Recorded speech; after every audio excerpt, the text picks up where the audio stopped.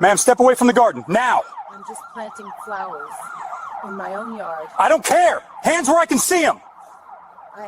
I'm a retired judge. This is my property. No excuses! Move! You're making a mistake. This isn't... The morning sun had just begun to spill over the small, leafy street of her neighborhood when the sound of a police siren shattered the calm.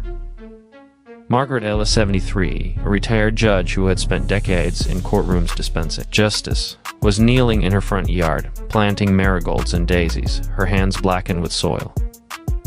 Within moments, 2 officers stepped onto her lawn, their voices clipped, commanding and unmistakably hostile. What followed would challenge everything she believed about the system she once served. This story isn't just about one morning or one lawn. It's about the collision of age, race, authority, and law. Stay with us as we uncover the truth behind a moment that should have been simple, yet became a national reckoning.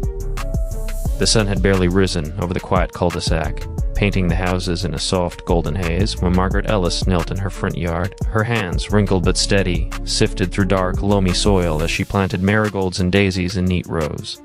The air smelled faintly of damp earth and morning dew. Birds chirped, oblivious to the tension about to enter their small, orderly world. She had done this ritual every Saturday for decades, an unspoken covenant between herself and the neighborhood she had lived in for over 50 years. Margaret was 73, retired from a long career on the bench, a woman accustomed to authority not just being wielded, but measured, thoughtful, principled. Here, on her lawn, she felt the quiet joy of small, personal power.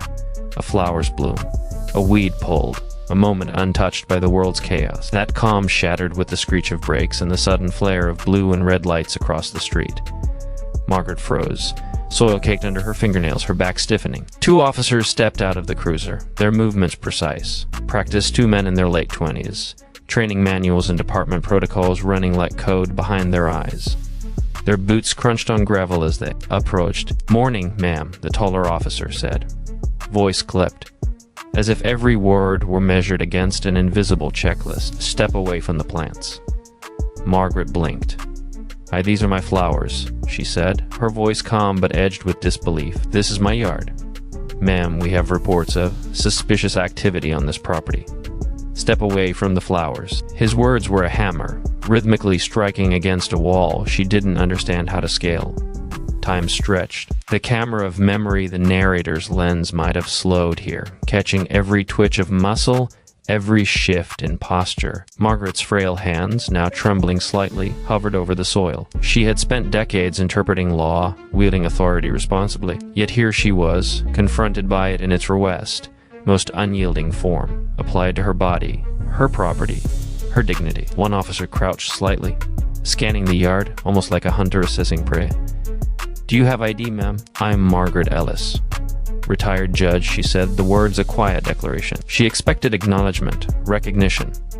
A pause that would remind them that age and experience demanded respect, if not fear. There was none. The taller officer leaned in, the sun catching on the badge, pinned to his chest, reflecting an almost clinical glare. "That doesn't matter here. Step back or you'll be detained for obstruction." Margaret straightened, her spine a tense wire of stubborn dignity. "Obstruction? I'm in my own yard, planting flowers." Her voice cracked slightly, the rising tremor of anger and incredulity mingling with fear. Her neighbor, an elderly man watering his lawn across the street, peeked through the blinds. The distant hum of a lawnmower elsewhere in the cul-de-sac made the officer's intensity feel almost surreal. Margaret was aware of every sensory detail. The smell of motor oil from the cruiser, the gravel pressing into her knees, the faint hum of the morning. It was ordinary life, yet a crucible had formed around her, a test of authority, civility, and human decency. "Ma'am, I'm gonna have to place you in handcuffs if you don't step back," the officer said, tone sharpened with procedural obligation. Training kicked in threat assessment, risk mitigation, but human empathy did not. The air between them thickened, tension folding like smoke, invisible but suffocating. Margaret's hands lingered over the soil, feeling the damp weight, the tactile comfort of life beneath her fingertips. It was a grounding instinct, a lifeline. "Please," she said quietly, almost pleading, "I am planting flowers. This is my home." A pause. The sun reflected off the windshield, momentarily blinding, a symbolic flash of clarity. The law she upheld for decades now loomed over her, mechanical and uncompromising. She could feel the officer's rigidity, The echoes of training manuals, the shadow of protocol pressing against her frailty. One officer stepped closer, hand hovering near his belt. Margaret inhaled sharply. The moment had escalated beyond comprehension, ordinary civil life colliding with institutional procedure, age and wisdom confronted by rigid authority, somewhere between recognition and defiance. She understood. This encounter would not be simple. It was now a confrontation with the very machinery of power she had spent her life navigating, yet never imagined facing as a citizen. Kneeling in her own yard, marigolds between her fingers, silence fell for a heartbeat before the officer's clipped voice cut through it. "Ma'am," I said, "step back." Margaret looked up, the morning light catching silver in her hair, her eyes steady despite the tremor in her voice. She rose, slowly, deliberately, her body aching but her dignity intact. And in that brief, charged moment, the world outside her small lawn had already begun to shift. The backseat of the police cruiser smelled of vinyl engine heat and the faint antiseptic scent of long hours in service. Margaret sat stiffly, her hand folded in her lap, wrists tingling where the handcuffs had pressed. Outside, the morning sun slanted across the quiet street, glinting off window, cars, and the freshly planted flowers she had only just tended. Inside, the air was thick with bureaucratic tension, the mechanical rhythms of law enforcement pressing against the fragile dignity of a 73-year-old woman. The younger officer, notebook in hand, tapped his pen repeatedly against the edge of a clipboard. He read aloud in clipped, rehearsed tones: incident report, suspected trespass, obstruction of official duty, failure to comply with lawful order. Each word felt like a gavel striking, echoing in the confined space, carrying the weight of protocol rather than reason. Margaret's voice was calm, measured, but it cut through the air like a blade. "There is no trespass. These are my flowers, my yard. I am a retired judge. I know the law." She paused, letting her words hang, expecting that experience and age might earn acknowledgement. But the officer didn't flinch, didn't hesitate, didn't absorb. He scribbled notes mechanically, eyes flicking only briefly toward her, before returning to the formality of procedure. "You'll need to verify your identity and provide a statement under arrest," he said. "You have the right to remain silent. Anything you say can and will be used in a report." The language was procedural, legally precise, the cadence drilled into every recruit. Miranda warnings, custody rights, formal documentation of compliance and violation. Margaret felt the surreal dissonance decades in courtrooms enforcing. Justice reduced to boxes ticked, lines written, boxes checked. The second officer sat opposite her, expression unreadable, fingers flexing against the steering wheel. Silence filled the small cabin, thick with the hum of the engine and the faint crackle of the radio transmitting mundane beats from precinct headquarters. Somewhere in the distance, a neighbor watered her lawn, unaware of the legal theater unfolding a few yards away. Margaret tried to anchor herself in facts, citing statutes she knew well: private property rights, civil trespass law, the discretionary authority of officers. Each citation was met with polite indifference, the officer's eyes scanning protocols rather than absorbing her reasoning. "Ma'am," the first officer said finally, voice sharp now, "you are under arrest for obstruction. You will be processed at the station, and a report will be filed in accordance with Departmental Policy 302.4.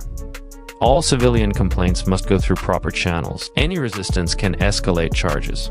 The language of procedure collided with her lived experience. Margaret understood it all: the codes, the rights, the limitations, but she also felt the moral tension pressing against her chest. Power, applied mechanically without empathy, could become a weapon. She recalled the countless defendants she had seen kneel under the weight of authority, some guilty, some innocent, all human. Now she was that defendant. Time blurred inside the cruiser.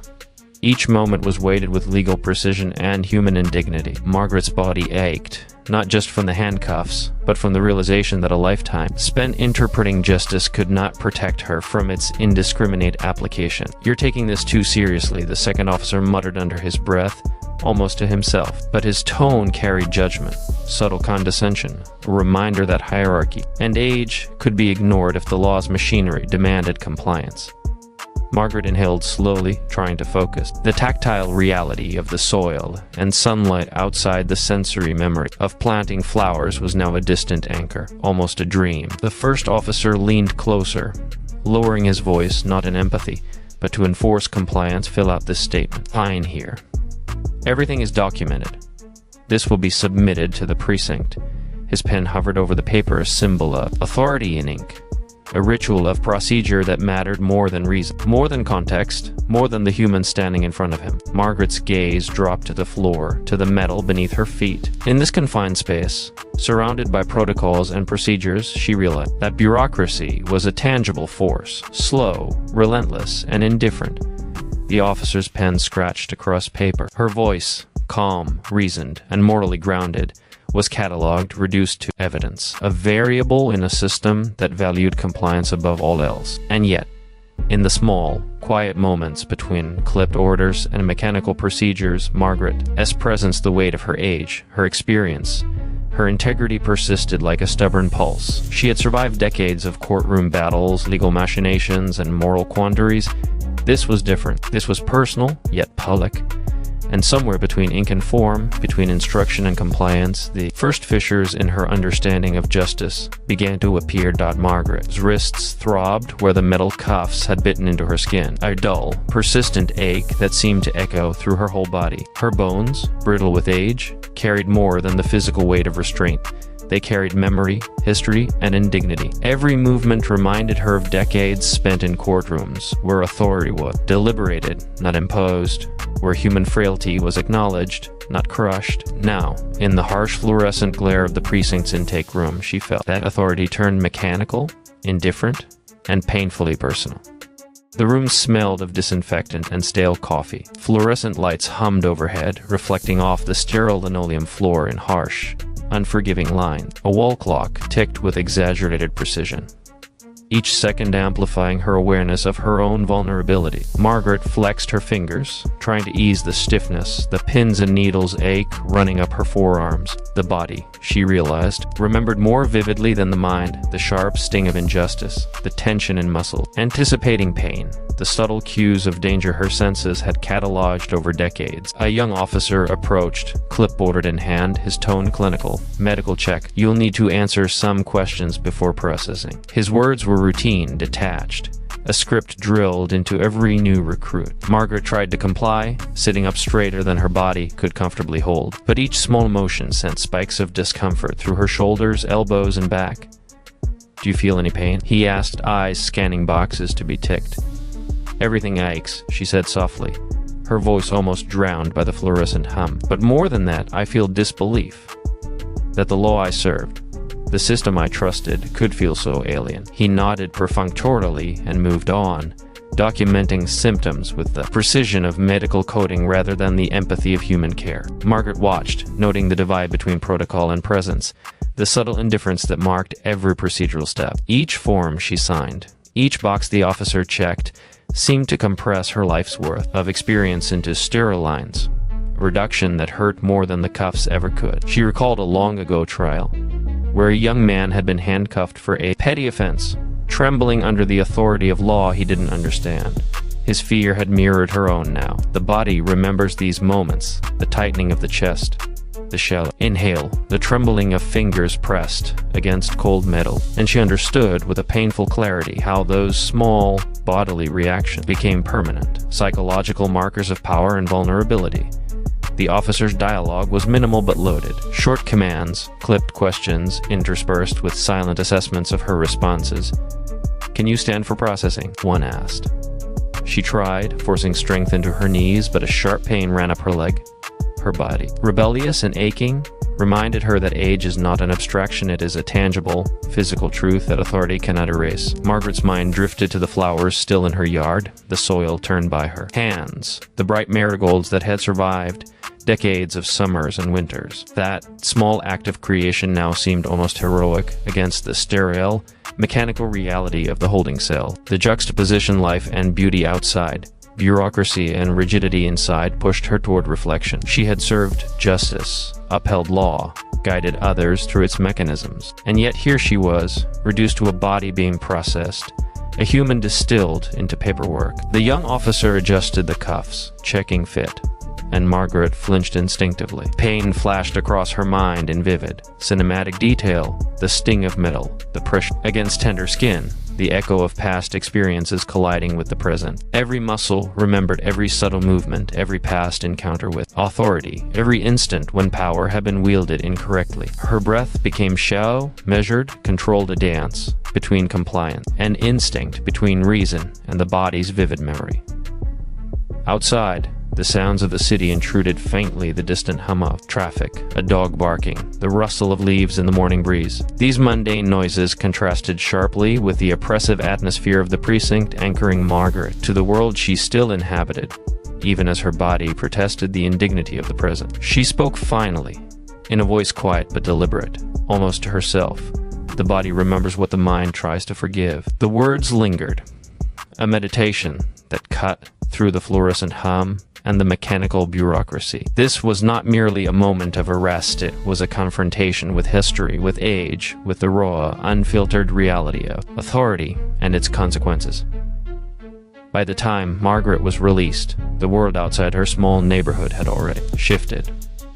Her arrest had been recorded, security cameras, a neighbor's cell phone, a passing jogger's smartwatch, all capturing the surreal moment of a 73-year-old retired judge being led in handcuffs from her own yard. The footage, raw and unfiltered, began to circulate almost immediately on social media, spreading faster than anyone could track. Tweets, reposts, and local news clips painted the scene in stark contrast.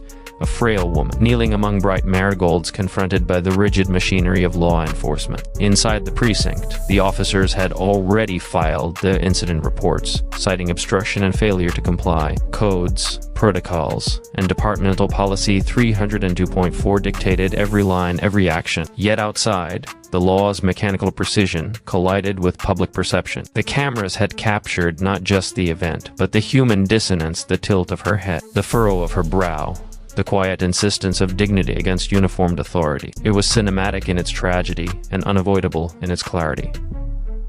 News outlets began framing the story immediately. Headlines varied, some cautious, some outraged, some incredulous. Elderly judge arrested in her own yard. Police versus marigolds. Law and age collide. Civil rights or bureaucratic overreach. The clips showed Margaret's hands, still flecked with soil, pressed gently together. As she answered questions, her voice calm but edged with incredulity. Analysts dissected the procedural legality, whether probable cause existed, if the officers had adhered to trespass and obstruction statutes, how policy intersected with moral obligation. Each frame of video and each line of text became evidence in a debate larger than any one block, any one street. Margaret watched the coverage quietly from her living room, her hands folded in her lap. The room smelled faintly of coffee and sunlight through the open blinds. She noticed the small details, the chipped paint on the windowsill, the yellowed photograph of her late husband on the mantelpiece, and felt a deep, almost cinematic awareness of her life intersecting with the machinery of the state. Commentary streamed across the screen, legal experts dissecting the encounter, activists highlighting racial and age bias, ordinary citizens expressing disbelief. Yet the most striking reality was the persistent visual, her dignity, her age, her hands flecked with earth, confronting the raw authority of uniformed officers. Local politicians and community leaders began to weigh in. A city council member issued a statement reaffirming that law enforcement must exercise discretion with empathy, especially when interacting with elderly citizens. Police unions defended the officers' adherence to training, citing policy manuals and procedural guidelines. Each statement, carefully worded, highlighted the tension between codified rules and moral responsibility. Margaret's story had become a mirror reflecting not only her own vulnerability, but the systemic pressures and blind spots inherent in institutions designed to enforce law without falter. Social media, however, had a different rhythm. The clips were shared with captions emphasizing indignity and injustice. Users analyzed body language, tone, and environment, the tightness of the cuffs, the distance officers maintained, the sway of her posture. Amateur commentators juxtaposed her calm, measured responses with the clipped, procedural commands of the officers. Every nuance became a talking point, a spark igniting national outrage. Margaret, though physically free, felt the weight of exposure pressing on her psyche, a new layer of vulnerability as strangers across the country watched her private moment unfold in public scrutiny. The footage also brought subtle but undeniable accountability. The officers, previously operating under the quiet authority of routine, were now visible to a society that demanded more than compliance. It demanded judgment, moral reasoning, and reflection. Internal Affairs units noted the circulation of the video, triggering preliminary reviews of both procedural adherence and officer conduct. Every pixel of Margaret kneeling among her flowers became evidence not just of a singular incident, but of a larger societal dialogue on age, race, and power. And amidst it all, Margaret reflected on the irony. She had spent decades advocating for justice, interpreting the law, and maintaining moral clarity in courtrooms. Now, confronted with its raw, mechanical application, she realized that exposure was both punishment and revelation. The world had seen what she had felt, the friction between human dignity and the rigid machinery of authority. The precinct had emptied, the officers gone, the formalities concluded, yet the weight of the morning lingered like a shadow in Margaret's living room. Her hands, still faintly tinged with soil, rested on her lap as she surveyed the flowers she had planted only hours before. Each marigold seemed to shine brighter against the pain and indignity she had endured, yet even beauty carried a subtle bitterness now. Justice, she realized, was rarely instantaneous. It arrived in layers, in investigations, in public debates, and the slow churn of accountability. Internal reviews were underway. The police department initiated a preliminary investigation into the conduct of the officers, referencing the circulating footage and the procedural reports filed at the time of arrest. Department Policy 304.2 mandated that any arrest of a senior citizen for minor civil infractions be carefully reviewed.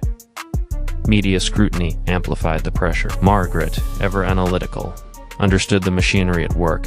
Internal affairs, city oversight committees, and public relations teams all moving according to their own timelines, their own definitions of accountability. Her phone buzzed incessantly. Calls from legal experts, journalists, and concerned citizens filled her inbox. Each message reminded her that exposure had consequences far beyond her own experience. Civil liberties advocates pointed to the incident as a case study in ageism and racial bias, a tangible example of authority misapplied. Law professors dissected the procedural minutiae, probable cause, the right to remain undisturbed on private property, and the limits of discretionary power.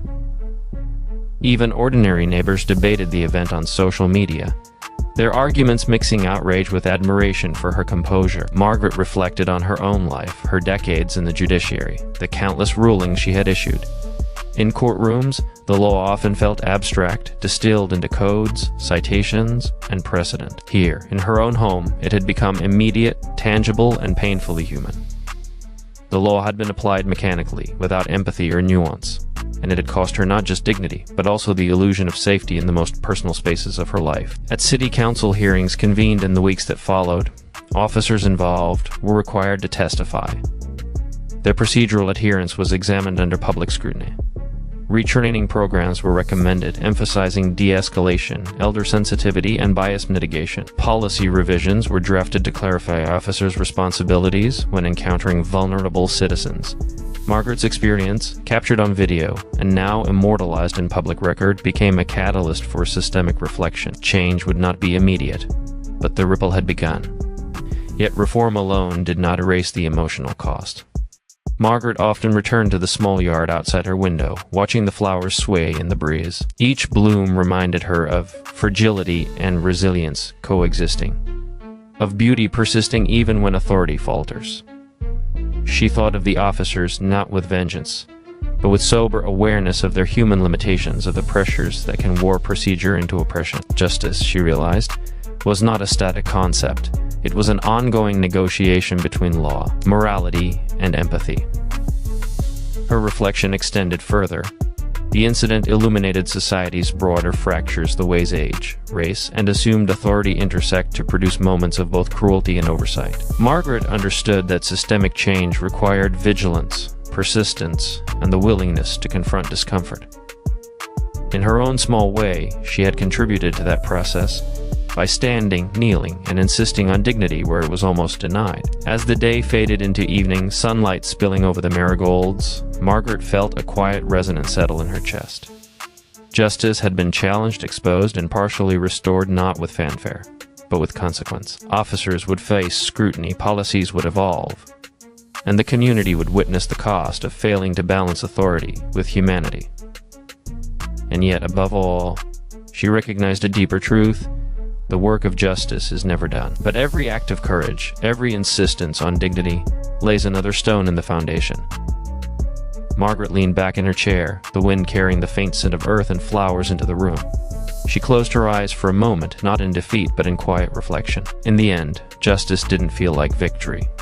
It felt like endurance, reckoning, and the slow, luminous weight of human conscience. The marigold swayed gently in the evening light, and she knew the cost of justice is real, but so is its persistence.